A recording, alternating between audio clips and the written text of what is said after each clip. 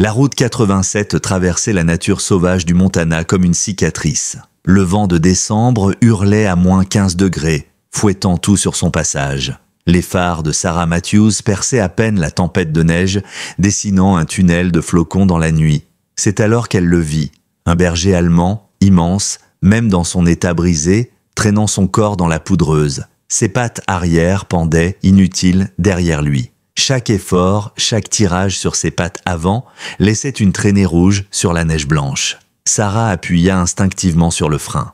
Le chien leva la tête et ses yeux ambrés croisèrent les siens à travers la tempête. Ce n'était pas un regard de peur, c'était un regard d'espoir, si désespéré qu'il lui transperça le cœur. Il essaya même de remuer la queue. Seule la moitié avant de son corps bougea. Les mains de Sarah se crispèrent sur le volant jusqu'à blanchir ses jointures.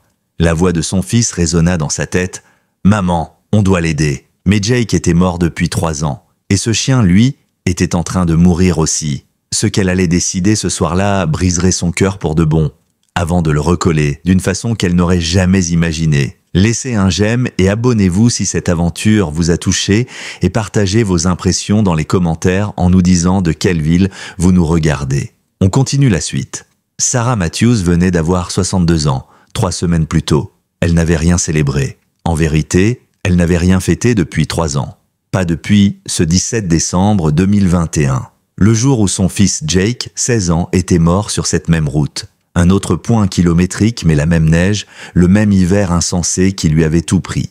Elle vivait seule, désormais, dans une cabane en bois à l'extérieur de Whitebrook, Montana. Une petite ville d'à peine 7000 âmes, quand le soleil daignait se montrer. Sa carrière d'infirmière s'était arrêtée 6 mois après les funérailles. Elle n'avait pas pu sauver son propre fils. Elle n'avait plus eu la force de sauver des inconnus. Le divorce était arrivé 2 ans plus tard. Tom, son mari, n'avait pas su faire son deuil dans la même maison, ni dans le même lit, ni dans le même silence, où chaque mot non prononcé devenait reproche. Aujourd'hui, Sarah survivait avec $1200 de retraite. Son armoire à pharmacie contenait plus de pilules qu'elle ne voulait l'admettre. Son cœur battait encore, souvent contre sa volonté. L'alliance brillait toujours à son doigt, non pas par fidélité, mais parce qu'elle n'avait jamais trouvé la force de l'enlever. Le chien, lui, était un berger allemand, 4 ou 5 ans peut-être. Son pelage noir et feu était couvert de glace, de sang et de boue. Il aurait dû peser près de 40 kilos. Celui-ci en faisait à peine 35. On voyait ses côtes à travers le poil. Ses pattes arrière, inertes, laissèrent de longues traces dans la neige. Les bergers allemands sont censés être nobles, puissants. Celui-ci n'était plus qu'un corps meurtri. Ses pattes avant étaient brûlées par le frottement de la glace, la peau arrachée par endroits. Ses coussinets étaient noircis par les engelures. Et pourtant, ses yeux restaient doux, pleins d'une confiance absurde, comme s'il croyait encore que quelqu'un s'arrêterait pour lui. Sarah ouvrit la portière. Le vent faillit l'arracher de ses gonds. Le froid lui coupa le souffle dès qu'elle posa un pied dehors. Elle s'avança vers le chien. Il ne tente pas de fuir. Il ne grogna pas. Il attendit, simplement. Elle s'agenouilla à côté de lui. Ses genoux crièrent de douleur, des genoux de 62 ans dans un blizzard. Le corps du chien était glacé, trop glacé. Elle posa une main tremblante sur son flanc. Il était presque tiède, signe d'hypothermie sévère. C'est alors qu'elle vit le collier. Du cuir de bonne qualité malgré la glace, un médaillon y pendait. Elle retira son gant pour lire l'inscription, ses doigts engourdis par le froid. « Maverick, si vous le trouvez, gardez-le. Il mérite mieux. R. En dessous, un numéro de téléphone. Et plus bas encore, un numéro d'identification de puce électronique. » Sarah leva les yeux. « Maverick, murmura-t-elle, quelqu'un t'a aimé assez pour te donner un nom, mais pas assez pour te garder. » Le chien leva légèrement la tête, sa queue tente de bouger. Échec. Mais l'intention y était. Elle prit sa décision. 3 ans plus tôt, elle avait laissé derrière elle 75 kilos de pertes figées dans la neige. Ce soir, elle porterait 75 kilos d'espoir vivant hors de cette tempête. Son camion était à 5 mètres. 5 mètres. Ou peut-être 5 kilomètres. Soulever Maverick, c'était comme soulever son propre chagrin. Trop lourd, trop encombrant, impossible à saisir correctement. Elle glissa ses bras sous le corps du chien. Il gémit, un son si faible qu'il en déchira l'air mais ne se débattit pas. Confiance ou résignation. Elle n'aurait su dire laquelle faisait le plus mal. Elle fit 3 pas avant que son genou cède. Tous deux s'effondrèrent dans la neige. Maverick leva les yeux vers elle, calme, patient, pardonnant. « J'essaie, » souffla Sarah, haletante. « J'essaie. » Et dans sa tête, la voix de Jake résonna à nouveau. « Maman, on doit aider. » Il disait toujours ça. Pour les chats errants, les sans-abri, les voyageurs perdus. On doit aider. Comme si vouloir aider suffisait, comme si la volonté effaçait les limites. Sarah se redressa. Cette fois, elle atteignit le camion. Le trajet jusqu'à la clinique vétérinaire d'urgence de Whitebrook dura 25 minutes. Des heures en réalité. La respiration du chien devenait faible. Sa chaleur corporelle disparaissait même avec le chauffage à fond. Les mains de Sarah tremblaient sur le volant. Peur de l'attachement, peur de la perte, peur d'arriver trop tard. Les lumières fluorescentes de la clinique la frappèrent comme un coup de massue après l'obscurité. Une jeune assistante leva les yeux, vit le chien et se mit aussitôt en mouvement. « Docteur Turner, vite !»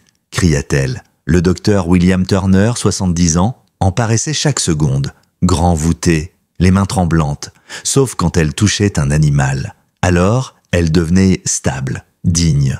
Le genre de main qui avait vu la mort 1000 fois, mais refusait encore de s'y résigner. « Depuis combien de temps il est dehors ?» demanda-t-il déjà, en examinant le chien. « Je ne sais pas. Je viens de le trouver. Température corporelle, 35 degrés Celsius. Elle devrait être à 38,5. Il a 6 heures, tout au plus, avant que ses organes lâchent. » Sa voix était ferme, clinique, mais non dénuée de compassion. « On doit agir vite. » Sarah observa la valse des gestes. Radiose, prélèvement, perfusion. Maverick ne bougeait plus. Trop faible pour protester, trop confiant pour refuser. Le docteur Turner fit apparaître la radio sur un écran. Même Sarah, sans formation, comprit. La colonne vertébrale, à la base du dos, montrait une nette compression, une fracture. « Accident de voiture, forcément », murmura le vétérinaire. « Les nerfs arachidiens sont endommagés. C'est pour ça qu'il ne bouge plus ses pattes arrière. »« Vous pouvez réparer ça ?» demanda Sarah. « Peut-être. 40% de chance d'amélioration. Ça pourrait vouloir dire 60% de mobilité. Ou 20. Ou rien. Sans traitement. Il ne passera pas 2 jours. Combien ? 3000 pour le stabiliser. 15 à 20 000 s'il suit le traitement complet. » Sarah regarda son téléphone. 842 $ sur son compte, 4000 de crédit, à 24% d'intérêt. Un revenu fixe de 1200 $. 300 pour ses médicaments cardiaques chaque mois. Le calcul était cruel, mais simple. « Il a un propriétaire ?» demanda-t-elle. Le docteur Turner scanna la puce. L'écran afficha un nom, Ryan Collins. 425 Pine Avenue, Whitebrook, numéro inactif, ligne déconnectée. Le collier dit de le garder, soupira le vétérinaire. Techniquement, la loi du Montana dit qu'un animal abandonné devient la propriété de son sauveur après 90 jours. Mais sur le plan moral, il ne termina pas sa phrase. Sarah regarda Maverick endormi dans la chambre de Jake. « Est-ce que je devrais le retrouver ? Lui rendre le chien ? Légalement, il t'appartient. Mais éthiquement, c'est ta décision. » Le 4e jour, le Whitebrook Gazette publia un article « Une femme sauve un chien paralysé d'une tempête de neige ». Le nom de Sarah y figurait, récupéré auprès de la clinique. La vie privée, semblait-il, ne s'appliquait pas aux histoires inspirantes.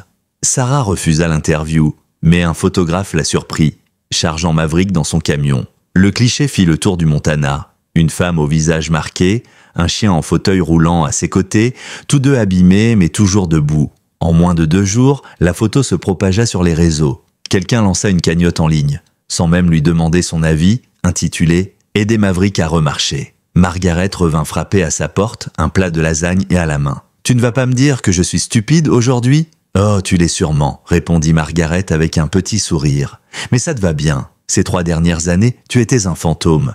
Et voilà que tu respires à nouveau. Parfois, la stupidité, c'est exactement ce qu'il faut. » Le 5e jour, la rééducation commença. Dans le salon de Sarah, le docteur Turner lui montra les exercices. Soutenir le poids de Maverick, faire bouger ses pattes arrière, 15 minutes, 3 fois par jour. Le chien supportait à peine la douleur, ses yeux semblaient lui demander pourquoi elle lui faisait ça. « C'est pour t'aider » murmura-t-elle. Après la 2e séance, Sarah s'effondra au sol, vidée, découragée. 15 000 $ pour une chance sur 2. Et chaque cri du chien lui brisait le cœur. Elle attrapa une balle de tennis et la fit rouler. Maverick la suivit du regard. Son instinct de joueur se réveilla. Il essaya de bouger. Ses pattes avant se tendirent. Les arrières frémirent. Et soudain, il se redressa. Pas longtemps. 3 secondes, peut-être 4. Puis il retomba. mais sa queue battait. Fort, fier, Sarah le serra contre elle. « Tu l'as fait, mon grand, tu l'as fait !» Le docteur Turner avait raison, Maverick était un combattant. Et pour la première fois depuis la mort de Jake, Sarah ressentit une joie pure, celle de voir quelque chose de brisé recommencer à guérir. Mais chaque soir, Maverick regardait par la fenêtre. Son regard dérivait vers la route. Il attendait. Sarah le voyait bien. Il espérait quelqu'un. Et peut-être que ce quelqu'un, ce n'était pas elle.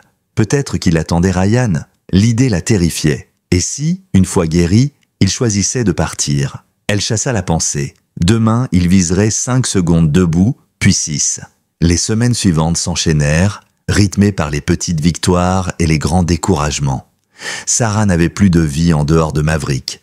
Levé à 6 heures, médicaments, rééducation, repas, rééducation encore, coucher, recommencer. Noël arriva, 3 ans qu'elle n'avait pas sorti un seul ornement, mais cette année elle acheta un petit sapin. Pour Maverick, se mentit-elle, en vérité c'était pour elle, pour cette minuscule lueur d'espoir qui refusait de mourir. Le matin de Noël, la neige tombait doucement sur la forêt, silencieuse comme une prière. Sarah et Maverick passèrent la matinée seuls, entourés d'un calme presque sacré. Pas d'appel, pas de famille, juste le crépitement du feu et le souffle du chien qui dormait sur son tapis chauffant. Elle avait préparé une dinde, pas pour elle, pour lui. Pas des croquettes, non, de la vraie viande, bien cuite, découpée en morceaux tendres. Lorsqu'elle posa l'assiette devant lui, sa queue se mit à battre avec une énergie nouvelle. Il ne pouvait pas encore remuer tout son corps, mais son regard, lui, brillait comme s'il venait de gagner un combat invisible. Dans l'après-midi, Margaret revint, emmitouflée dans une écharpe de laine rouge.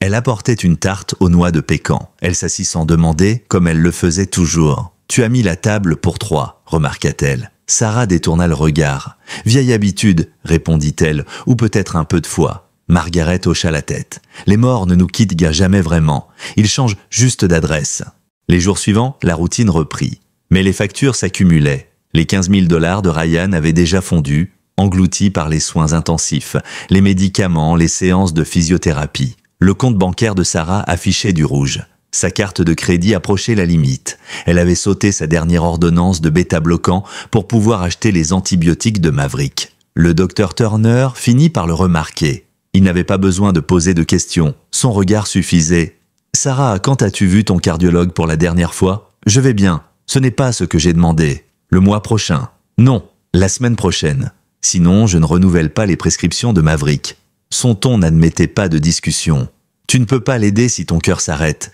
ajouta-t-il doucement. Pendant ce temps, la cagnotte en ligne avait explosé. Plus de 8 000 $ en 3 semaines. Des messages du monde entier. Certains la bouleversaient. « Mon chien m'a sauvé la vie.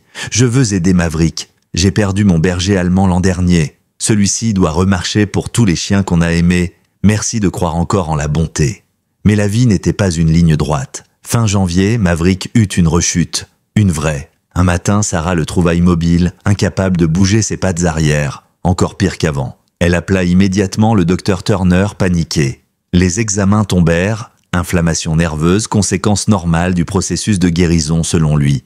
Temporaire, dit-il. Sarah n'y crut pas. Elle connaissait cette voix, celle qu'elle avait entendue, il y a 3 ans, dans un autre hôpital, quand on lui avait annoncé « Nous avons tout essayé ». Cette nuit-là, Sarah s'assit sur le sol froid de la salle de bain, une boîte de pilules dans la main, pas ses médicaments cardiaques, d'anciens antidépresseurs prescrits après la mort de Jake, jamais ouverts, 3 ans plus vieux, probablement inefficaces, mais assez nombreux pour la faire dormir longtemps. Elle les fixait son reflet dans le miroir, 62 ans, seule, fauchée, et sur le point de perdre à nouveau quelqu'un qu'elle aimait, puis un hurlement retentit, pas un aboiement, un hurlement profond, presque humain. Maverick. Sarah lâcha la boîte et courut. Le chien se débattait dans son lit, les yeux fous, cherchant quelque chose. Elle tomba à genoux à côté de lui. « Je suis là, mon grand !» À sa voix, il se calma aussitôt. Sa tête vint se poser sur ses genoux. Il soupira, ferma les yeux. Les chiens savent, d'une façon que les humains ne comprennent pas. Ils sentent la peine, la panique, le vide. Et parfois, ils hurlent pour nous rappeler qu'on n'a pas le droit de partir. Sarah resta là jusqu'à l'aube et fit une promesse. À Maverick, à Jake, à elle-même. Plus jamais de sol de salle de bain, plus jamais. Février arriva et avec lui de nouvelles victoires. Maverick tenait debout 30 secondes, puis 45, puis une minute entière. Chaque seconde ressemblait à un miracle. Le 14 février, il se produisit quelque chose d'extraordinaire. En pleine séance, Maverick se redressa, prit appui sur ses 4 pattes, trembla, puis fit 3 pas. 3 pas vacillants, maladroits, mais réels. Sarah cria, pleura, rit tout à la fois. Elle le prit dans ses bras, l'embrassa sur la tête. « Tu marches, mon Dieu, tu marches !» Elle filma la scène, la posta sur la cagnotte. En 1 heure, la vidéo fit 50 000 vues, en une soirée, 300 000. Les journaux locaux l'appelèrent, puis les chaînes régionales. Même une émission nationale la contacta. Sarah refusa. Ce n'était pas une histoire de gloire, c'était une histoire de renaissance. Mais la notoriété apporta un miracle plus tangible, l'argent. En 3 jours, la cagnotte dépassa les 25 000 $. Un don anonyme de 10 000 $ apparut sans message. Sarah chercha qui en était l'auteur. Le docteur Turner? Non, Margaret? Non plus. Impossible de savoir. Mais cet argent changea tout. Elle put rembourser ses dettes, racheter ses médicaments et surtout offrir à Maverick du vrai matériel de rééducation. Et pourtant, le 20 février, ce fut elle qui s'effondra. En pleine promenade, le monde se mit à tourner. Le sol se déroba, elle tomba, sans un mot. La dernière chose qu'elle vit, ce furent les yeux affolés de Maverick. Elle se réveilla à l'hôpital, les lumières blanches, le bip d'un moniteur, une douleur dans la poitrine. « Madame Matthews, vous nous entendez ?» demanda une infirmière. « Qu'est-ce qui? Trouble du rythme cardiaque. Quand avez-vous pris votre dernière dose de bêta-bloquant ?»« Je ne sais pas. » Votre dossier montre un dernier renouvellement en octobre, on est en février. Le médecin la fixa, sévère. « Vous avez failli mourir, Madame Matthews. Vous ne pouvez pas sauver un autre être vivant si votre propre cœur s'arrête. » Quelques heures plus tard, la porte s'ouvrit. Le docteur Turner entra, et son visage était plus dur qu'elle ne l'avait jamais vu. « Tu as sauté ton traitement pour payer les soins du chien ?» Sarah détourna les yeux. « J'ai fait un choix stupide. Tu penses que Maverick te remercierait si tu mourais? Il a déjà été abandonné une fois. Tu veux recommencer? Ce n'est pas juste. Rien de tout ça ne l'est. Mais tu n'as pas le droit d'être noble et morte à la fois. Choisis. » Ils se disputèrent. Pour la première fois, leurs mots claquaient comme des éclats de verre. Le docteur Turner la traita d'égoïste. Elle le traita de tyran. Margaret dut les séparer dans le couloir. Plus tard, plus calme, Turner revint. « Sarah, le total que tu vois sur la facture de Maverick, ce n'est pas la somme réelle. » Elle fronça les sourcils. « Qu'est-ce que tu veux dire? J'ai couvert 5 000 $ parce que je suis un vieux veuf stupide. Et que vous deux, vous m'avez redonné une raison de sortir du lit le matin. » Sarah resta muette. Les mots ne suffisaient pas. Il haussa les épaules. « On est tous brisés, tu sais. Mais parfois, on se répare les uns les autres, à condition d'être encore vivant pour le faire. » L'hôpital la garda une nuit. On ajusta son traitement, on lui fit promettre de le suivre. Quand elle rentra, Maverick l'attendait à la porte, fou de joie. Il refusa de la quitter. Il dormit contre elle, son dos appuyé contre son cœur, comme s'il voulait le maintenir en vie. Peut-être qu'il y arrivait à sa façon. Mars apporta enfin le dégel. La neige fondait lentement, dévoilant la terre encore dure et les premières traces de vie. Dans la petite cabane, quelque chose avait changé. Maverick marchait. Pas parfaitement, pas longtemps, mais il marchait. 50 pas, puis 100, puis 200. Ses pattes arrière tremblaient, mais tenaient. Sarah filmait chaque progrès, non pour Internet, mais pour elle-même. Pour se souvenir que la guérison est souvent lente, imparfaite, mais réelle. Le premier jour de mars, un homme frappa à sa porte. Un grand type moustachu, avec des mains de forgeron et un regard doux. « Vous êtes la dame avec le berger allemand ?»« Oui, » répondit Sarah méfiante. « Je m'appelle Tom Jenkins. J'ai entendu parler de votre histoire. Mon fils est paraplégique depuis un accident sur un chantier. Je fabrique des fauteuils adaptés. J'en ai fait un pour votre chien. » Le fauteuil était une merveille. Léger, en aluminium poli, roue tout-terrain, ajustable selon sa taille. Quand Sarah voulut le payer, Tom secoua la tête. « Pour Maverick, dit-il simplement, tout le monde mérite un miracle de temps en temps. » Maverick prit immédiatement le contrôle de ce nouvel engin, comme s'il l'avait toujours connu. Il courait dans le jardin, libre, joyeux. Les autres chiens du quartier vinrent jouer avec lui, et personne ne sembla remarquer qu'il était différent. Sarah le regardait, les larmes aux yeux. C'était la première fois depuis des années que ses pleurs n'étaient pas de chagrin. Quelques jours plus tard, alors qu'elle lui donnait son bain, elle remarqua quelque chose d'étrange sous son collier. Un petit renflement presque invisible. Elle l'examina de plus près et découvrit une couture cachée. En la coupant délicatement, elle trouva un petit sachet plastique imperméable cousu dans le cuir. À l'intérieur, une photo, une petite fille, 6 ans à peine, étreignant Maverick de toutes ses forces. Sur le dos de la photo, quelques mots écrits d'une main d'enfant. Émilie et Mav, meilleures amies pour toujours. Sarah sentit son cœur se serrer. Émilie, le chien n'avait pas été seulement aimé, il avait été adoré par une enfant qui avait probablement cru qu'il était mort. Le lendemain, Sarah apporta la photo au docteur Turner, il la regarda longtemps, sans parler. Il avait une famille, dit-elle doucement, une vraie, une petite fille, Émilie. Et maintenant, je veux les retrouver, pas pour rendre Maverick, mais parce qu'une enfant a perdu son chien, et qu'elle mérite de savoir qu'il est au vivant. Le docteur Turner la fixa, les yeux fatigués. « Tu es sûr ? Tu ouvres une porte compliquée. Rien n'est simple, William. Mais je ne peux pas garder ce secret. Pas à une enfant. » Alors, ils se mirent à chercher. Le vétérinaire contacta la société d'enregistrement de la puce. L'adresse de Ryan Collins était toujours la même, 425 Pine Avenue. Sarah et le docteur prirent la voiture l'après-midi même. La maison, un petit pavillon gris, portait un panneau saisie bancaire. Les nouveaux propriétaires ouvrirent, méfiants. Le précédent propriétaire, Ryan Collins. « Vous savez où il est ?» demanda Sarah. L'homme haussa les épaules. Parti il y a 6 mois, maison rachetée à la banque, aucune idée d'où il est allé. Ils essayèrent ensuite son ancien garage, Collins Autoservice. Le bâtiment était vide, poussiéreux. Une pancarte à louer pendait de travers sur la vitrine. En sortant, ils croisèrent un homme qui rangeait des outils dans le local d'à côté. « Ryan ? Ouais, je m'en souviens. Bon gars, le business a coulé il y a quoi, 8 mois, son associé l'a floué. L'a laissé avec des dettes monstrueuses, sa femme est partie. Vous savez où il est maintenant ?» L'homme secoua la tête. « J'ai entendu dire qu'il dormait dans sa voiture. Mais ça remonte à des mois. » Sarah sentit une boule lui monter à la gorge. L'abandon n'avait pas été un choix de l'acheter. C'était un naufrage. En cherchant plus loin, le docteur Turner trouva des documents judiciaires. Divorce prononcé 7 mois plus tôt. Garde exclusive de la fille liée à la mère, Lisa Collins. Une note en marge. Ordonnance de protection. Comportement instable, dépression sévère. Sarah ferme les yeux. Ryan n'avait pas été un monstre, juste un homme brisé. Grâce au registre scolaire, ils retrouvèrent la trace de la fille. Emily Collins, 8 ans, Whitebrook Elementary. Sarah contacta la mère par téléphone. Lisa accepta de la rencontrer dans un café du centre-ville. Lisa Collins avait 38 ans mais en paraissait 50. Le stress et le chagrin l'avaient creusée. Elle tenait sa tasse comme si c'était une bouée. « Vous avez retrouvé Maverick », dit-elle. Ce n'était pas une question. Elle avait vu la photo dans le journal. « Oui, et j'ai trouvé ça. » Sarah posa la photo sur la table. Lisa blêmit. Ses doigts tremblaient. Emily dessinait Maverick tous les jours pendant des mois après qu'il soit parti. Je lui ai dit qu'il vivait dans une ferme, qu'il était heureux. J'avais peur de lui dire la vérité. « Qu'est-ce qui s'est passé ?» demanda Sarah doucement. Lisa inspira profondément. Ryan avait son propre garage. Son associé a volé dans la caisse. Ryan a tout perdu. Il a commencé à boire. Pas beaucoup, mais assez pour que je m'inquiète.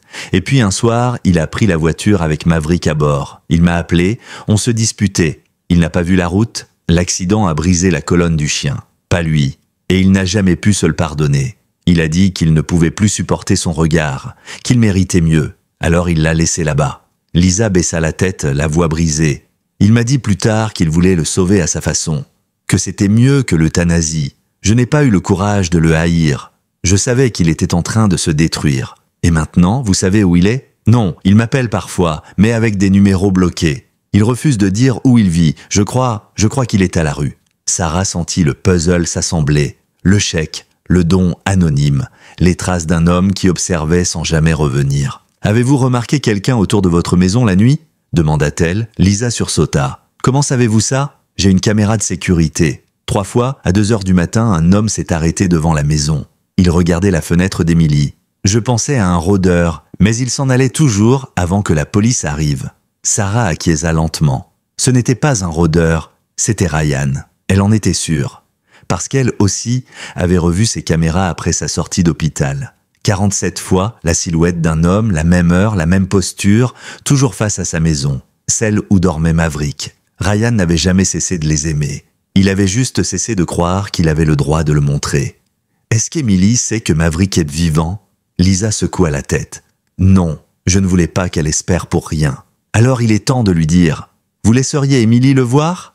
Bien sûr, Maverick l'a aimée avant moi. Je ne peux pas lui refuser ça. Elles fixèrent une date, samedi 22 mars. 2 jours plus tard, sur le chemin du retour, Sarah sentit un mélange d'excitation et d'angoisse. Maverick allait revoir la petite fille tant qu'il croyait perdue. Mais qu'arriverait-il après? S'il la choisissait, s'il refusait de repartir avec elle, Margaret, en l'entendant, eut un sourire triste. « Tu as peur de le perdre. Et si c'est ce qu'il veut, alors tu le laisseras partir. Parce que l'amour, ce n'est pas retenir, c'est laisser l'autre libre. » Elle marqua une pause. « J'ai écrit à ma fille hier soir.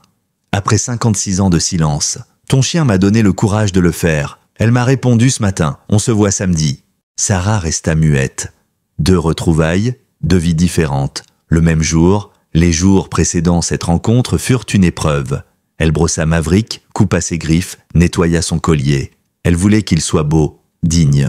Elle resta éveillée la veille, le regardant dormir. « Je t'aime, mon grand », murmura-t-elle. « Quoi qu'il arrive demain, je t'aime. » Le samedi matin arriva froid et clair. À 10 heures précises, on sonna à la porte. Sarah inspira profondément. Lisa était là, tenant la main d'Émilie. La fillette était menue, ses cheveux attachés en 2 couettes. Ses yeux bruns semblaient trop grands pour son visage, des yeux d'enfant qui a grandi trop vite. « Est-ce qu'il est vraiment ici ?» demanda-t-elle d'une voix tremblante. Sarah sourit doucement. « Oui, mais Émilie, il est différent, tu sais. Ses pattes arrière, je m'en fiche, je veux juste le voir. » Sarah ouvrit la porte du salon. Maverick était là, allongé sur son tapis. Au son des voix, il dressa la tête, alerte. Émilie fit un pas. Et là, tout changea. Le chien se figea, puis en un éclair, il rampa vers elle plus vite que Sarah ne l'avait jamais vu bouger. La chaise roulante se renversa. Émilie courut à sa rencontre. Ils se percutèrent au milieu du salon. Elle tomba à genoux, l'enlaça. Maverick pleurait. Oui, les chiens peuvent-tu pleurer? Des sons rauques, vibrants, entrecoupés de halètements. Émilie enfouit son visage dans son cou. « Je savais que tu n'étais pas dans une ferme. Je l'ai toujours su. » Lisa pleurait dans l'embrasure de la porte. Sarah, elle, se contentait de regarder, le cœur fendu et réparé dans le même battement. Ce jour-là, la maison de Sarah sembla renaître. Le rire d'Émilie résonnait partout, brisant le silence qui avait pesé des années. Maverick suivait la fillette dans chaque pièce, tirant sa petite chaise comme un soldat en mission. Il aboyait doucement, remuait la queue et posait la tête sur ses genoux dès qu'elle s'arrêtait. Lisa regardait la scène, les larmes aux yeux. « Je n'ai jamais cru qu'il pourrait être heureux à nouveau », murmura-t-elle. Sarah répondit « Il ne l'était pas, jusqu'à aujourd'hui. » La journée passa comme un rêve. Émilie lui montra ses dessins, tous remplis de chiens ailés, de ciel bleu et de maisons où personne ne part jamais. Sarah sentit une pointe dans la poitrine. Émilie n'avait que 8 ans, mais elle portait déjà dans ses yeux une sagesse triste. Avant de partir, la fillette se tourna vers Sarah. « Est-ce que je peux revenir ?»« Bien sûr, ma chérie, quand tu veux. »« Et lui, il reste ici ?»« Oui, pour l'instant. Il a besoin de soins. » Émilie hocha la tête. « D'accord. Mais dis-lui que je reviendrai, qu'il n'a pas à m'attendre dehors. » Cette phrase, anodine, resta dans la tête de Sarah longtemps après qu'elle soit partie. Qu'il n'a pas à m'attendre dehors. 3 jours plus tard, au petit matin, Maverick n'était plus là. La porte arrière, entrebâillée, des traces dans la boue menant vers la route. Pas de sang, pas de lutte, juste le vide. Sarah courut dehors, hurla son nom. Rien. Le silence glacé du Montana répondit. Elle alerta les voisins, la police locale, les vétérinaires. En quelques heures, toute la ville semblait chercher le chien. Les réseaux sociaux se remplirent d'avis. Maverick, berger allemand disparu, handicapé, collier noir. Le soir, Margaret la retrouva assise sur les marches du porche, le visage ruisselant. Il n'aurait pas pu aller loin, tenta-t-elle de la rassurer. Il n'aurait pas pu marcher plus de 2 kilomètres, sauf s'il avait un but. Quel but? Sarah ferma les yeux. Retrouver Ryan. 2 jours passèrent. Rien. Puis, un appel. Une voix d'homme, fatiguée. « Vous êtes Sarah Matthews ?»« Oui, je suis le shérif Miller.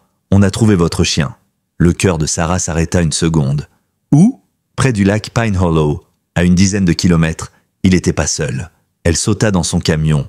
Le trajet lui sembla interminable. Quand elle arriva, le shérif l'attendait. Son visage était grave. « Il est vivant ?» demanda-t-elle aussitôt. « Oui, mais faible. On l'a trouvé à côté d'un homme. Il est mort. » Sarah sentit ses jambes céder. « Qui ?» Le shérif montra une couverture posée près de l'eau, un corps recouvert d'une bâche. On a trouvé un portefeuille, Ryan Collins. Le vent soufflait fort sur le lac, soulevant des vagues grises. Maverick, allongé à quelques mètres, haletait. Ses pattes tremblaient, mais il ne quittait pas le corps du regard. Il avait creusé un trou, comme s'il avait essayé de recouvrir l'homme de terre et de feuilles. Sarah s'agenouilla à côté de lui. « Mon Dieu !» Maverick, le chien posa sa tête sur sa main. Son museau était plein de boue et de sang séché. Ses yeux, rougis par le froid, et les pleurs. Oui, même les chiens pleurent, d'une manière que seuls ceux qui les aiment comprennent. Le shérif s'accroupit à côté d'elle. Il l'a trouvé avant nous. Un pêcheur a vu le chien hurler au bord de l'eau toute la nuit. L'homme avait une lettre sur lui. Il tendit une enveloppe, humide mais lisible. Sarah reconnut immédiatement l'écriture, celle du billet trouvé dans le collier. Pour celle qui l'a sauvée, je ne sais pas votre nom, mais je vous dois tout. Vous avez fait ce que je n'ai pas pu faire. Vous lui avez rendu sa vie. J'ai vu vos vidéos, j'ai vu ma fille le revoir. Je ne voulais pas gâcher ça. Je voulais juste le revoir une dernière fois et m'assurer qu'il savait que je l'aimais toujours. Ne dites pas à Emily que je suis parti volontairement. Dites-lui juste que son père l'aime et qu'il a enfin trouvé la paix. Merci. Ryan. Les mots flottaient dans la tête de Sarah comme des flocons de cendre.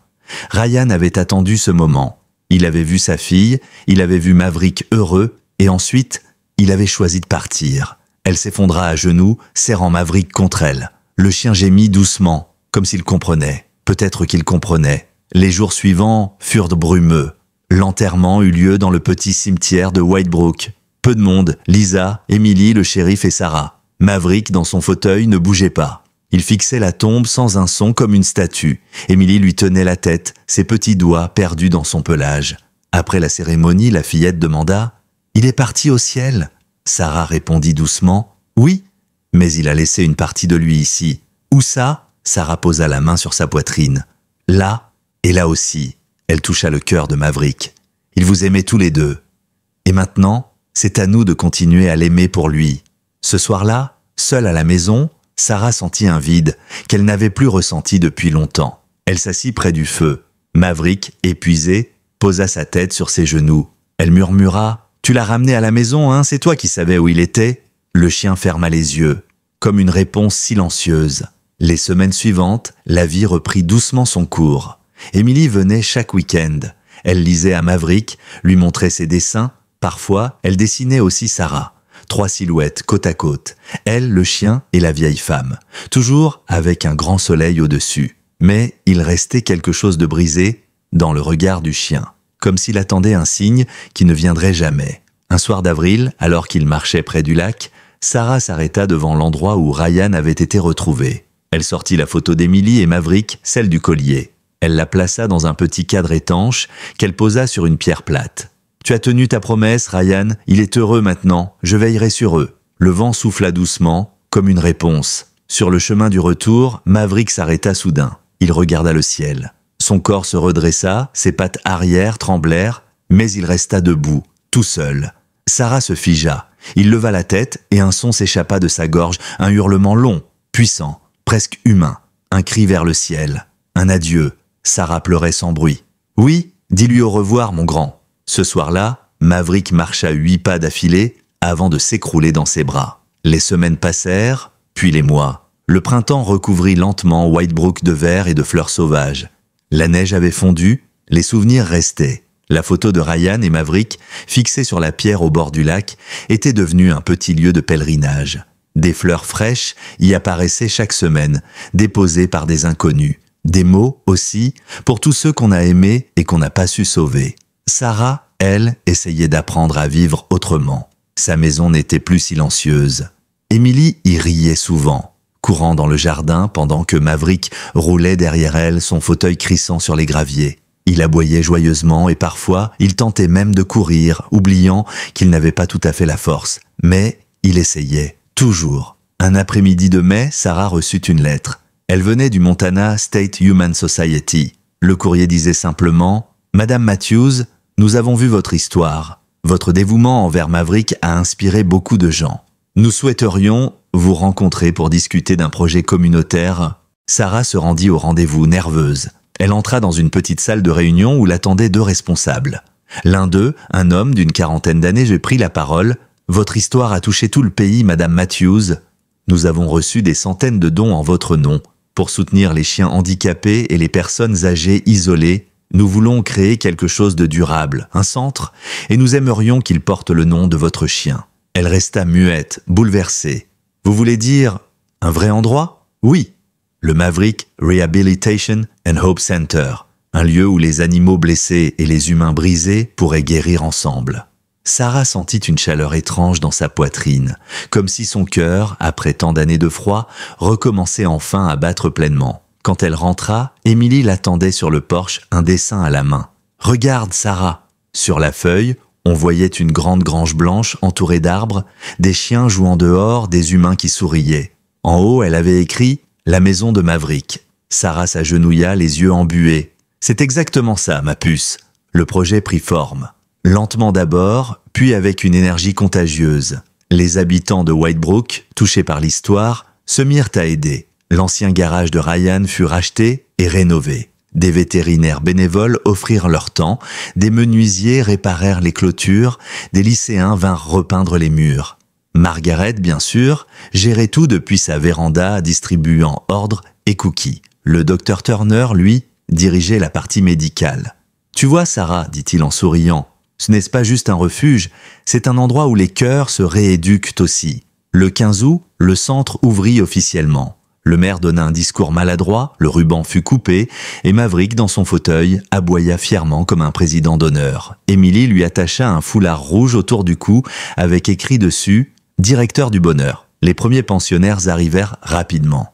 Un vieux labrador blessé, un husky abandonné, puis un vétéran de guerre en dépression profonde, un adolescent en foyer d'accueil. Le centre accueillait tous ceux que la vie avait cabossés. Pas pour les plaindre, mais pour les reconstruire. Sarah s'étonna de la facilité avec laquelle les âmes blessées se reconnaissent entre elles. Un soir, elle observa un vétéran mutique, assis sur le sol, la tête contre le flanc d'un chien amputé. Aucun mot, juste la paix, enfin. Le centre devint un lieu vivant. On y entendait des aboiements, des rires, parfois des pleurs, mais jamais le silence complet. Ce silence que Sarah avait trop connu. Un soir de septembre, elle trouva Émilie assise sur le pas de la porte, la tête appuyée contre Maverick.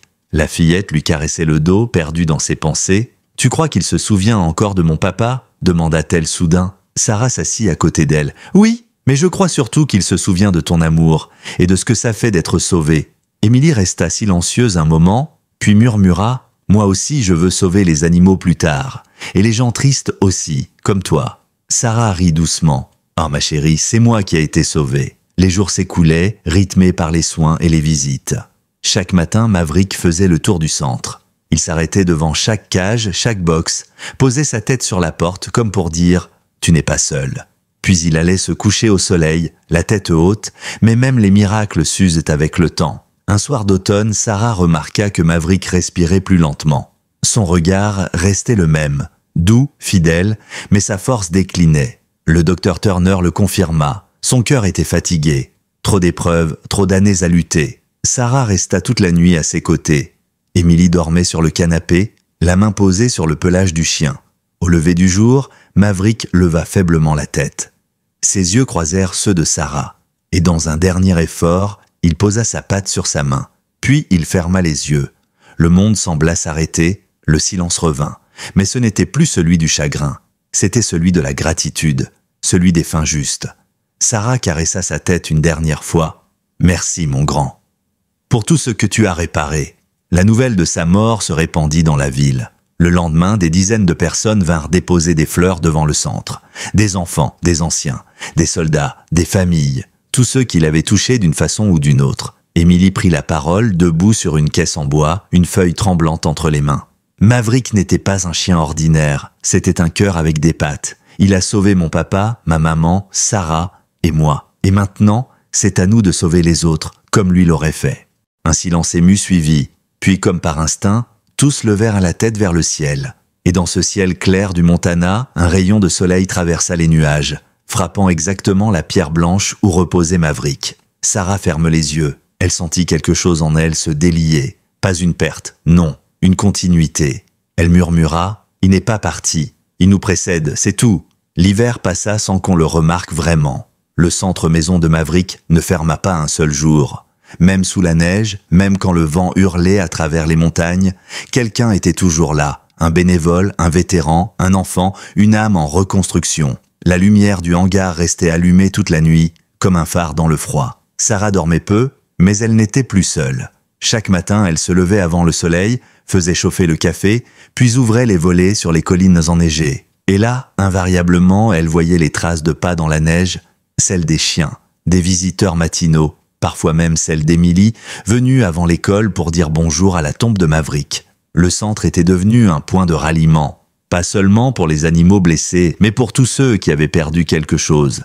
Un proche, un rêve, une raison de se lever le matin. Il y avait une ancienne infirmière qui avait survécu à un cancer, un adolescent sorti d'un foyer, un pompier qui avait vu trop de morts. Chacun d'eux, d'une manière ou d'une autre, avait trouvé là un espace où la douleur pouvait respirer. Un jour, un journaliste local vint faire un reportage. Il demande à Sarah « Qu'est-ce qui vous pousse à continuer ?»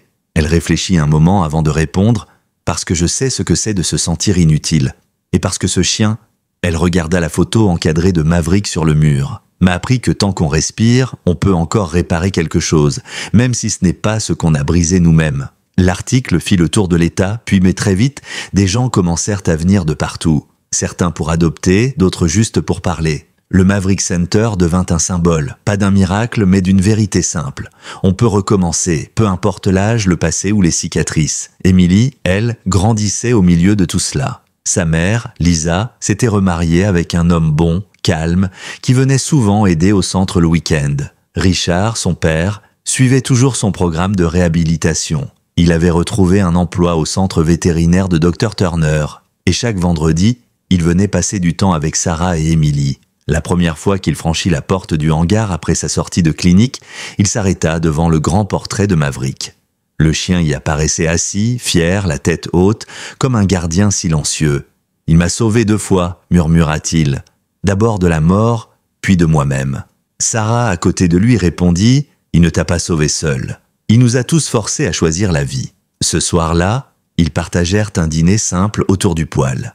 Emily lisait à voix haute une rédaction pour l'école. « Mon héros n'est pas un humain. C'est un chien qui a appris à marcher sans ses pattes. Il m'a appris que tomber, ce n'est pas échouer. C'est juste une manière de se relever autrement. » La salle resta silencieuse après qu'elle eut fini. Richard se leva, posa une main sur la tête de sa fille et murmura « Ton héros serait fier de toi. » L'année suivante, le centre s'agrandit. Une petite clinique vétérinaire fut ajoutée, un espace pour la rééducation des chiens blessés et un atelier où les enfants du lycée fabriquaient des fauteuils adaptés. Sur chaque fauteuil, une petite plaque était gravée. En souvenir de Maverick. Le courage, c'est de continuer. Sarah devint malgré elle une figure locale. On venait lui demander des conseils, des conférences, des interviews. Elle acceptait rarement. Ce qu'elle préférait, c'était rester dans le silence doux du hangar, regarder les chiens dormir et les bénévoles rire. C'était sa paix. Mais le monde extérieur n'oublia pas cette histoire. En février, une chaîne nationale fit un documentaire intitulé « The Dog Who Brought Them Home ».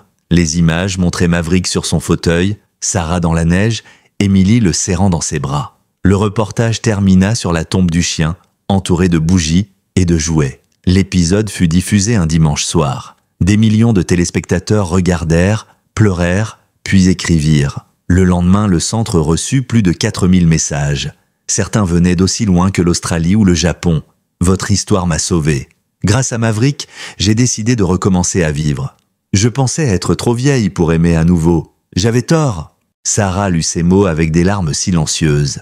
Elle n'avait jamais imaginé que sa petite vie dans un coin du Montana pourrait toucher autant de cœurs. Le printemps suivant, ils organisèrent la première Journée Maverick, un événement annuel dédié aux animaux et aux humains en reconstruction. Le centre se remplit de musique, de rires, de chiens courant partout. Emily portait un t-shirt sur lequel on lisait « Tout miracle commence par un acte de courage ». Le docteur Turner, ému, déclara « Si Maverick voyait ça, il dirait probablement « Mission accomplie ». Sarah sourit. Non, il dirait « Et maintenant, on continue ». À la fin de la journée, alors que les invités partaient, elle s'assit seule sur le banc du jardin. Le soleil se couchait, teintant le ciel d'or et de rose. Elle ferma les yeux et pendant une seconde, elle crut entendre des pas familiers sur le gravier, un souffle chaud contre sa main, un battement de queue. Elle sourit. « Je sais que tu es là, mon grand. » Le vent souffla doucement entre les pins, comme un murmure de réponse. Ce soir-là, elle écrivit ces mots dans son journal. « Il m'a appris que la douleur ne disparaît jamais vraiment. Elle change de forme. Elle devient une preuve qu'on a aimé, et aimer, c'est le seul vrai remède. » 2 ans s'étaient écoulés depuis la mort de Maverick. 2 années durant lesquelles la vie avait repris ses droits, doucement, sans éclat, mais avec une solidité nouvelle. Whitebrook n'était plus ce petit bourg perdu du Montana dont personne ne parlait. Désormais, les gens venaient de tout le pays pour visiter la maison de Maverick. Le centre accueillait non seulement des animaux blessés, mais aussi des humains fatigués du monde. On y trouvait un peu de tout, des vétérans, des enseignants en burn-out, des adolescents perdus, des veuves en quête de sens. Sarah, elle, continuait de vivre dans sa cabane à quelques kilomètres, mais elle passait ses journées au centre. Elle avait désormais une équipe. Émilie, bien sûr, devenue son ombre, toujours là pour aider. Lisa, qui gérait les finances et la communication. Et surtout, Richard. Richard avait tenu parole. Il n'avait plus jamais bu. Il suivait encore ses réunions du jeudi soir, non par obligation, mais parce qu'il disait que c'était sa façon de rester honnête envers lui-même. Le docteur Turner lui avait offert un emploi permanent et il travaillait dur, souvent tard, souvent au-delà de ses forces. Mais on voyait dans ses gestes une paix nouvelle, celle d'un homme qui, enfin, cessait de fuir. Un jour, Sarah le trouva seul dans la salle de rééducation canine. Il caressait un jeune labrador à 3 pattes, fraîchement arrivé. Le chien tremblait, terrorisé. « Eh petit, murmurait Richard, je sais ce que c'est d'avoir peur. Mais tu vas t'en sortir, d'accord? On va le faire ensemble. » Sarah resta dans l'ombre silencieuse. La scène lui rappela Maverick, ce jour de tempête. Sauf que cette fois, c'était Richard qui sauvait. Elle sourit. Le cercle était complet. Les mois suivants, Richard prit une décision. Retourné à l'école, il s'inscrivit à un programme de technicien vétérinaire. Quand Sarah lui demanda pourquoi, il répondit simplement « Parce que j'ai passé ma vie à réparer des voitures. Maintenant, je veux réparer ce qui respire. » Émilie, elle, avait grandi. 12 ans déjà. Sa chambre était couverte de photos et de dessins de chiens. Elle écrivait des histoires, toutes inspirées de Maverick. Certaines étaient tristes, d'autres pleines d'humour, mais toutes parlaient d'un chien qui aidait les gens à retrouver le chemin vers eux-mêmes. Un soir, Sarah la trouva dans la salle du bureau, concentrée sur un petit carnet. « Tu écris encore ?» demanda-t-elle avec un sourire. Émilie hocha la tête. « Oui, c'est pour un concours d'écriture à l'école. Le thème, c'est « Quel était votre rêve ? Et quel est le tien ?» La fillette leva les yeux sérieuse. « Je veux devenir vétérinaire, comme Dr Turner, et ouvrir un jour un refuge à New York, mais pas un refuge ordinaire. Un endroit pour les animaux et les gens qui ont besoin d'eux, comme Maverick. » Sarah sentit un frisson d'émotion. « C'est un très beau rêve. » Émilie réfléchit puis ajouta « Ce n'est pas juste un rêve, c'est une promesse. » Le concours eut lieu 2 semaines plus tard. Émilie lut son texte devant la classe entière. À la fin, l'auditoire resta silencieux quelques secondes avant d'éclater en applaudissements. L'institutrice, émue, appela Sarah. « Vous devez lire ça, dit-elle. Le texte commençait ainsi. Il y a des héros qui portent des uniformes, d'autres qui portent des cicatrices. Le mien portait un collier et traînait ses pattes arrière, mais il avançait quand même. » Le jury lui décerna le premier prix. Et le soir, en rentrant, elle alla déposer sa médaille sur la tombe de Maverick. « Tu vois, je t'avais promis, je continue pour nous deux. » Le printemps arriva encore une fois. Sarah fêtait ses 65 ans. Elle n'en revenait pas d'avoir encore l'énergie de ces journées longues, pleines de cris, de rires et d'aboiements. Mais quelque chose changeait. Son corps fatiguait. Le docteur Turner l'avait averti. Son cœur était fragile. Elle prenait ses médicaments, cette fois sans jamais les oublier, mais elle savait qu'elle n'était pas éternelle. Un soir, elle appela Richard et Lisa. « Il faut penser à la suite », dit-elle calmement. Lisa fronça les sourcils. « Quelle suite ? Le jour où je ne serai plus là pour gérer le centre. » Émilie protesta aussitôt. « Ne dis pas ça. Tu vas vivre encore 100 ans ?» Sarah rit doucement. « 100 ans, non, mais assez longtemps pour voir que tout ça. » Elle désigna le hangar, les chiens, les gens. « Sera entre de bonnes mains. » « Les vôtres. » Richard secoua la tête. « On ne pourrait jamais faire ça sans toi. »« Si, vous pouvez. Parce que tout ce que j'ai fait, c'est semer une graine. C'est vous qui la faites pousser maintenant. » Elle posa la main sur la tête d'Émilie. « Et toi, ma chérie, tu feras bien plus que moi. » Quelques semaines plus tard, ils organisèrent une grande fête pour l'anniversaire du centre. 3 ans déjà. Les familles, les bénévoles, les vétérans, tout le monde était là. Des photos de Maverick décoraient les murs, des guirlandes de lumière entouraient les arbres. Richard monta sur scène pour dire quelques mots. Quand tout ça a commencé, j'étais un homme perdu. Et puis un chien a refusé de m'abandonner. Ce chien, Maverick, a changé ma vie. Mais surtout, il a prouvé que même les pires erreurs peuvent engendrer du bien. Aujourd'hui, je regarde cette foule et je me dis, il a réussi. Il nous a tous ramenés à la maison. La foule applaudit longtemps. Sarah pleurait, les mains jointes, le cœur débordant. C'était vrai. Maverick les avait tous ramenés chez eux, chacun à sa manière. Quand la nuit tomba, un feu de camp fut allumé. Émilie s'approcha de Sarah, une guitare entre les mains. « J'ai écrit une chanson, dit-elle timidement. « Une chanson ? Oui, pour lui, pour Maverick. » La fillette chanta doucement. Sa voix pure monta dans l'air du soir, accompagnée du crépitement des flammes. Tu étais brisé, mais tu marchais quand même. Tu as aimé sans compter, sans jamais réclamer. Et quand le monde s'écroulait, tu restais debout. Tu nous as appris qu'aimer, c'est tenir bon, même à genoux. Personne ne bougea pendant qu'elle chantait. Même les chiens s'étaient tus. Quand la dernière note s'éteignit, Sarah sentit une chaleur sur sa joue, une larme, douce, presque joyeuse. Ce soir-là, en rentrant seule à la cabane, elle alluma une bougie. Sur la table, une photo. Elle, Émilie, Richard, Lisa, le docteur Turner et Maverick au centre. Tous souriants, tous vivants, tous sauvés d'une manière ou d'une autre. Elle murmura « Tu vois mon grand, la meute continue ». L'automne revint sur Whitebrook, comme un vieil ami qui frappe doucement à la porte. Les feuilles dorées tapissaient les allées du centre, et l'air portait cette odeur de bois humide et de pommes mûres. Sarah sentait le temps passer différemment, comme si chaque journée avait désormais un goût de dernier été. Mais elle ne craignait plus rien. Elle avait fait la paix avec la vie, avec la mort, avec tout ce qui avait un jour laissé une cicatrice. Le matin, elle s'asseyait sur le banc près du jardin, un plaid sur les genoux. Émilie venait souvent la rejoindre avant l'école, un chocolat chaud dans les mains. « Tu sais, dit Sarah un jour, il y a des choses qu'on ne comprend qu'après avoir beaucoup perdu. » Émilie la regarda avec cette sagesse tranquille qu'elle avait héritée d'elle. Comme quoi ? Comme le fait que parfois, la douleur, c'est juste l'amour qui ne sait plus où aller. La fillette resta silencieuse un moment, puis posa sa tête contre l'épaule de Sarah. « Alors moi, je veux que mon amour sache toujours où aller. » Sarah sourit. « C'est pour ça que tu deviendras quelqu'un de bien, parce que tu aimes sans peur. » Les jours raccourcissaient. Le docteur Turner venait souvent dîner, même quand elle disait qu'elle pouvait se débrouiller. Ils mangeaient en silence, regardaient le feu, parfois échangeaient un souvenir. Leur amitié n'avait jamais eu besoin de beaucoup de mots. Un soir, il lui demanda « Tu as peur parfois ? De mourir ?» « Oui. » Sarah secoua la tête. « Non, j'ai juste peur de ne pas avoir tout dit. »« Alors dis-le maintenant. » Elle resta un instant silencieuse, puis murmura « Dis-leur que j'étais reconnaissante, que j'ai aimé plus fort que je ne l'aurais cru possible. Et dis à Émilie que Maverick ne l'a jamais quittée. » Une semaine plus tard, la santé de Sarah déclina. Rien de brutal, juste une lente fatigue qui s'installait comme une marée montante. Elle s'endormait souvent au milieu des après-midi, un livre sur les genoux, un sourire tranquille au coin des lèvres.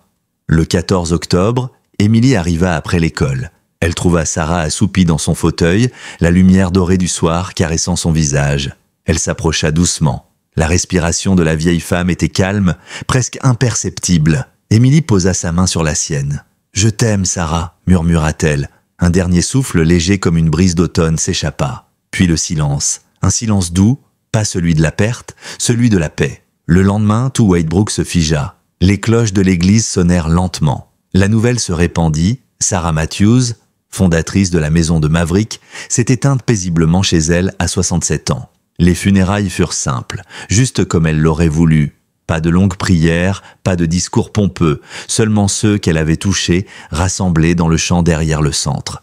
Les chiens étaient là aussi, alignés en silence, comme s'ils savaient. Émilie lut un texte qu'elle avait écrit pour elle. « Sarah m'a appris que les héros ne portent pas toujours de cape. Parfois, ils portent des plaids, sentent le café froid et disent Dieu qu'ils vont bien alors qu'ils ne le sont pas. Elle m'a appris que sauver un être, ce n'est pas le ramener à la vie, c'est lui redonner envie de vivre. Et c'est ce qu'elle a fait pour tous ceux qui l'ont connue. » Les mots flottaient dans l'air froid et personne n'osa respirer. Quand elle termina, le docteur Turner déposa sur le cercueil un petit collier en cuir usé, celui de Maverick. « Ils sont ensemble maintenant », dit-il simplement. Quelques jours plus tard, Émilie demanda à sa mère de l'emmener seule au bord du lac Pine Hollow, là où tout avait commencé.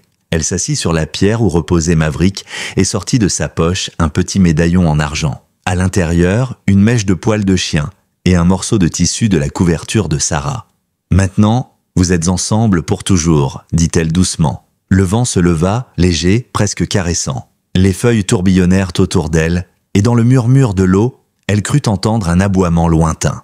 Pas fort, pas réel peut-être, mais suffisant pour lui faire sourire. L'année suivante, Émilie entra dans un programme d'initiation vétérinaire pour adolescents. Elle y allait tous les mercredis, portant toujours un badge en forme de patte. Dessus, une inscription simple, pour Sarah et Maverick, ceux qui ont appris à mon cœur comment se relever. À Whitebrook, la maison de Maverick continua de grandir. Une nouvelle aile fut inaugurée, dédiée à la mémoire de Sarah. À l'entrée, une plaque portait une phrase gravée « Ce lieu est né d'un amour qui a refusé d'abandonner ». Chaque visiteur s'arrêtait un instant devant ces mots, sans toujours savoir pourquoi, mais en ressentant quelque chose de profond, une chaleur, une forme de réconfort. Un soir, alors que le soleil se couchait sur le centre, Émilie, désormais adolescente, marchait seule dans le jardin. Le vent soufflait doucement à travers les arbres. Elle s'arrêta, ferma les yeux et jura avoir senti, un bref instant, le frottement d'une tête contre sa main. Elle rouvrit les yeux. Personne. Mais le collier qu'elle portait vibrait légèrement, comme si une présence invisible venait de passer. Elle murmura « Je sais que vous êtes là ».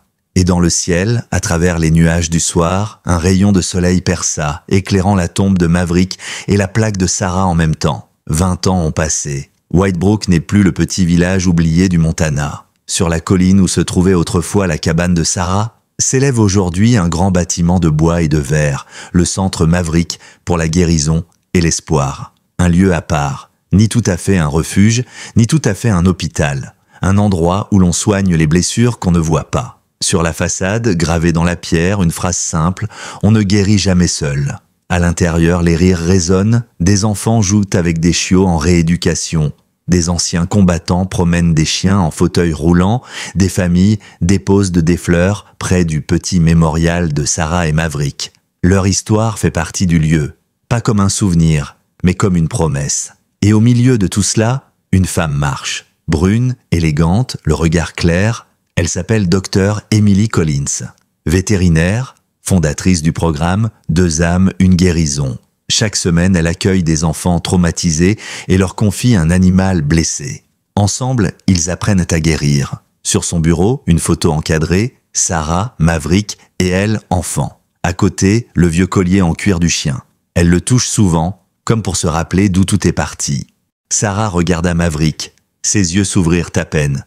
Pourtant, quand il la vit, sa patte se souleva de quelques centimètres, un geste minuscule, mais plein d'un espoir déchirant. « Faites-le, dit-elle. Vous comprenez le coup ? Oui, mettez tout sur ma carte. On verra plus tard. » Vous êtes sûr ? Non, elle ne l'était pas. Mais elle savait qu'elle ne pourrait pas repartir. Pas cette fois. Il était 3 heures du matin lorsque Sarah se réveilla sur le canapé de la salle d'attente. Un gobelet de café à la main, le docteur Turner se tenait devant elle. « Il est stable. Pas hors de danger, mais stable. » Sarah se leva aussitôt et le suivit jusqu'à la salle de soins. Maverick reposait sur une couverture chauffante, une perfusion au bras, des bandages aux pattes. Ses yeux s'ouvrirent dès qu'elle entra. Ils la reconnurent. Sa queue bougea, faiblement, mais elle bougea. Sarah posa sa main sur sa tête. Pour la première fois depuis 3 ans, elle pleura des larmes qui n'étaient pas faites uniquement de douleur. Il y avait autre chose dedans. Quelque chose qu'elle n'avait pas ressenti depuis la mort de Jake. L'espoir. Fragile, terrifiant, mais bien réel. « C'est un battant !» murmura le docteur Turner. « Oui !» souffla Sarah. « Moi aussi, je crois. » Le lendemain, Sarah ramena Maverick chez elle. Sa petite cabane sentait la poussière et la solitude. Désormais, elle sentirait le désinfectant et le chien. Elle avait vidé la chambre de Jake. 3 ans qu'elle n'y avait pas mis les pieds. Pour Maverick, elle ouvrit la porte. Le plancher de bois était plus facile à nettoyer. Elle installa des protections étanches, une couverture chauffante et aligna soigneusement les médicaments sur le bureau de Jake. Tramadol pour la douleur, antibiotiques pour les plaies, gabapentine pour les nerfs. Un petit hôpital à domicile. En face, sa voisine, Margaret Hall, observait depuis sa véranda. 78 ans, le genre de femme qui voyait tout et commentait tout. Elle traversa la rue et monta les marches du porche. « Tu ne peux pas te permettre d'avoir un chien », lança-t-elle sans préambule. Sarah soupira. « Bonjour à toi aussi, Margaret. Je suis sérieuse. Tu as du mal à payer le chauffage et tu ramènes un animal handicapé? Il s'appelle Maverick. Son nom ne change rien à la réalité, mais son ton s'adoucit un peu. Fais juste attention. S'attacher à ce qu'on peut perdre, c'est dangereux. Margaret savait de quoi elle parlait. Son mari était mort il y a 25 ans. Sa fille ne lui parlait plus depuis 30. Elle connaissait la perte. Le 3e jour, une enveloppe arriva. Blanche, sans adresse de retour, le cachet postal indiquait Kalispell daté du 14 décembre, la veille où Sarah avait trouvé Maverick. Ses mains tremblaient en l'ouvrant. L'écriture était masculine, hâtive, presque désespérée. À celui ou celle qui a trouvé Maverick, son nom est Maverick. Il a 4 ans. Il aime les balles de tennis, les promenades au lever du soleil et dormir la tête sur vos pieds. Je ne l'ai pas abandonné parce que je ne l'aimais plus. Je l'ai abandonné parce que je l'aimais trop pour continuer à le voir souffrir à cause de moi. Il y a 8 mois, j'ai tout détruit. Mon garage, mon mariage, ma famille. Et Maverick, surtout Maverick. L'accident, c'était ma faute. C'est moi qui conduisais, c'est moi qui aurais dû être blessé. Pas lui. Je n'ai pas pu le réparer. Je n'ai pas pu me le pardonner. Je n'ai pas pu supporter son regard, cet amour sans condition, alors que je ne méritais que la haine. S'il vous plaît, donnez-lui la vie que je n'ai pas pu lui offrir. Aimez-le comme il le mérite. Voici tout ce qu'il me reste. R. Collins. À l'intérieur, un chèque, 15 000 $ à l'ordre du porteur. Sarah resta figée. Le même nom que sur la puce. Ryan Collins. Elle lut la lettre 3 fois. Chaque lecture changeait ce qu'elle ressentait. D'abord la confusion, puis la colère, puis la compréhension. Elle appela le docteur Turner. Il a envoyé de l'argent, dit-elle simplement. 15 000 $. Un silence. Puis, eh bien, ça change tout. Vraiment? Répliqua-t-elle. Il a quand même abandonné son chien. Peut-être. Ou peut-être qu'il a essayé de le sauver à sa façon. Les gens font des choses terribles quand ils se noient, Sarah. Parfois, l'abandon, c'est juste la version la plus désespérée de l'amour. Vous le défendez? Je dis juste que le monde n'est pas fait de gentils et de méchants. Seulement de gens brisés qui essaient de ne pas briser les autres. Un jour de juin, elle accueille un nouveau patient. Un petit garçon de 9 ans, silencieux, au regard fuyant. Sa mère explique qu'il a cessé de parler après un accident de voiture. Émilie s'accroupit à sa hauteur. « Salut, toi, je m'appelle Émilie. Tu sais, ici, on ne force personne à parler. Mais parfois, les chiens nous comprennent mieux que les mots. » Elle le conduit dans le jardin. Un jeune berger allemand les attend. Il boite légèrement, une cicatrice sur la hanche, mais ses yeux brillent. « Lui, c'est chance, dit-elle. Il a eu un accident lui aussi. Mais il a décidé de continuer. » Le garçon s'approche lentement. Le chien avance aussi. Ils se regardent, se sentent, puis le garçon pose une main hésitante sur sa tête. Un frémissement passe, une connexion naît.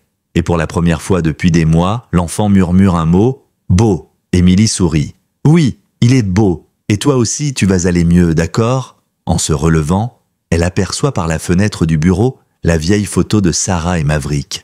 Un rayon de lumière traverse la vitre, éclaire l'image un instant. Elle ferme les yeux, et dans ce moment suspendu, elle croit entendre un bruit lointain, le cliquetis familier d'un collier, le souffle chaud d'un chien heureux. Elle murmure « Merci mon grand, continue de veiller sur nous ». Le vent se lève dehors, caressant doucement les arbres. Les clochettes suspendues près de la porte tintent doucement, comme un rire qu'on reconnaît à peine. Et là, dans le jardin, Chance se redresse soudain, les oreilles dressées, le regard tourné vers le ciel. On dirait qu'il voit quelque chose, ou quelqu'un. Émilie s'arrête, l'observe, un sourire doux sur le visage. « Tu le sens toi aussi, hein ?» Le chien remue la queue doucement, comme en réponse. La caméra s'élève lentement, s'éloigne du centre, dévoilant la vallée. Le soleil couchant inonde tout de lumière dorée. On distingue au loin les silhouettes des chiens courant dans les champs, et celle d'une femme âgée et d'un berger allemand marchant côte à côte sur la colline. La voix d'Émilie résonne en fond, calme, apaisée. Certains disent que les miracles n'existent pas. Moi, je crois qu'ils prennent juste la forme de ce dont on a le plus besoin. Parfois, c'est un chien. Parfois, c'est quelqu'un qui croit encore en nous quand on n'y croit plus. Et parfois, c'est les deux à la fois. Un dernier plan sur la tombe de Maverick. Les fleurs sont fraîches, une balle de tennis repose dessus, et gravée sur la pierre, une simple inscription « Maverick ». Il a appris à marcher avec le cœur, le vent souffle, un aboiement retentit, puis fondu au noir.